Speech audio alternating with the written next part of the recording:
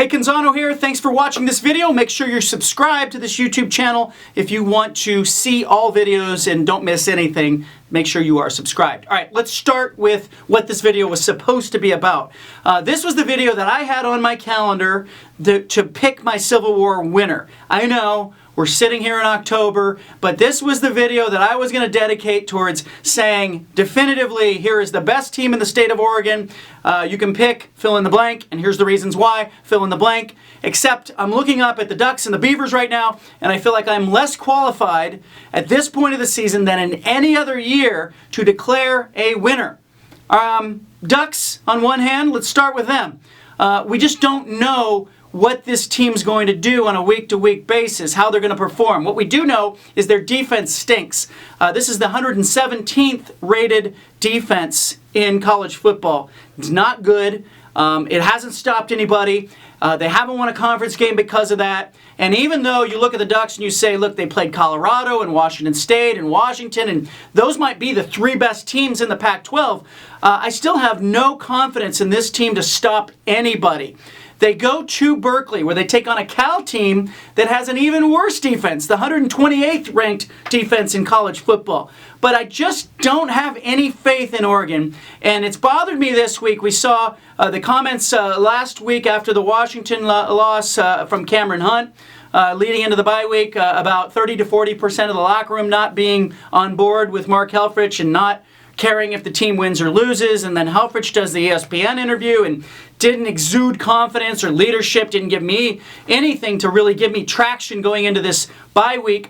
Then we get Farrell Brown, who comes off on Saturday and tweets at a Duck fan who asked him if he'd run through a wall for Mark Helfrich that he not really was his response, and then he went on to say why. But Farrell Brown coming out and saying, you know, that wasn't a personal slap at Mark Helfrich. Still, can anyone else think about a head football coach who has control of his program, who has the faith of his program, having players step out of line and sound off the way Cameron Hunt and Farrell Brown have in the last 10 to 14 days?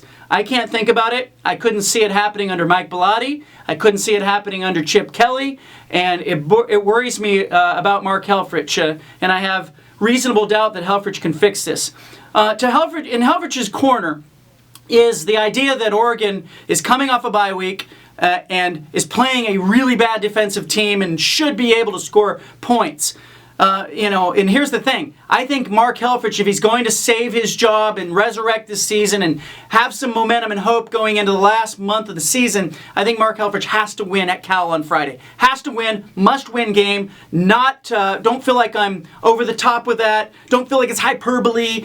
They have to win Friday or it's done, it's over. I can't see any way that this season gets salvaged for Helfrich. That said, in a Civil War situation, I don't know that I can pick the Ducks. I don't know that I can go and say that this Ducks team it can perform on the road at Reser Stadium in the late part of the season. I think I'll know more after Friday night, but not now. So I can't reasonably pick the Ducks to win the Civil War today. I just can't do it. On the Beavers side, they are just so banged up. You have Daryl Garrettson, who has a broken ankle and has had surgery on it. You've got Connor Blunt, who has a knee issue. They had an MRI on it. I'm told that it doesn't look good. They're ruling him out this week. I wouldn't be surprised if Connor Blunt does not play another game this season for Oregon State. They're trying to keep their true freshman's redshirt year, so I don't expect we're going to see him. But so that means that we're down to Marcus McMarion and Seth Collins if you're Oregon State. Now, for people who remember last year's Civil War, McMarion started the Civil War last year, and Ryan Nall ran all over the Ducks, and it really was kind of a more competitive game than people expected at Autzen Stadium. That said, we're still a month plus away from a Civil War game, and I can't reasonably pick Oregon State because I don't know who's going to be playing for Oregon State. Who's going to be a quarterback? Who's going to be a running back? Can Ryan Nall play in back-to-back weeks or not? So I don't know who I'm picking in this game, which makes me think I need to take this week's video, on the road and ask some other people who they think will win the Civil War.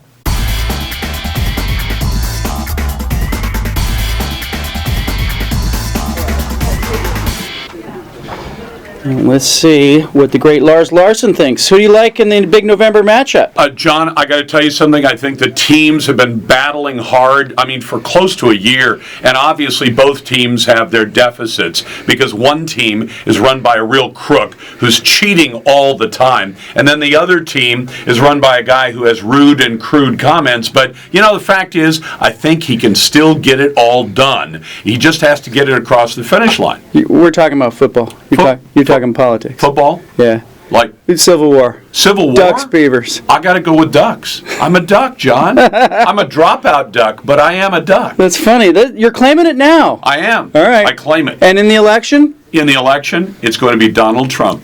President Trump come January, and we get rid of that bum from Illinois or Hawaii or Kenya or wherever he came. I don't know how much faith we can put in that prediction.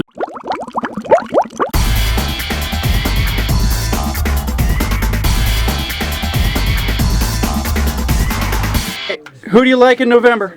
In November, I'm going the Apple Cup. Go Cougs. I know you're looking for something else, but forget about that. We're talking about Toys for Tots right here at the Bull, 98.7. U.S. Marine Corps, we're gathering toys for the kids. We need it. You can donate right now at any Safeway in the Portland metro area. Stop on by. Tell them Danny from the Bull sent you. Do any of those kids play defense or play quarterback? Because Oregon and Oregon State could use that. They could definitely use that. Let's find out.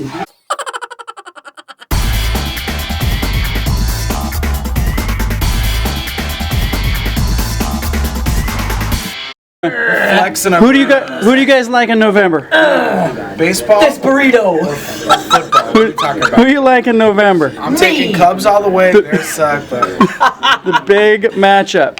You got a pick? Ducks, Beavers? Oh. I'm going to say The Ducks. The Ducks lost their last 2 games, didn't they? So, And he's still 4 flexing. games. 4. Sorry, I'm just touching my burrito right now. Nobody's. What do you got? What are you guys eating there? What do you got? Chipotle. Oh, The Ducks eat, so it's what we got to eat too. You might get sick. Little breadcrumbs. You guys are gamblers. That's how we roll.